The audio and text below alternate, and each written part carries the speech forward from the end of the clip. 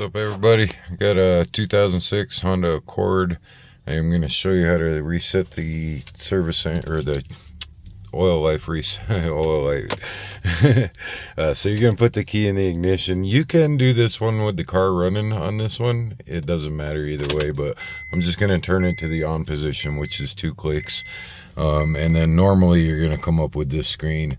You want to scroll through until you hit your oil life, and then you're going to hold this button for 10 seconds and it's going to start flashing. And once it starts flashing, you're going to release it and then hold it again for another about 5 seconds. So it's flashing. Now we release the button, push it down again, hold it for about 5 seconds. Oil life reset. Oil light's gone.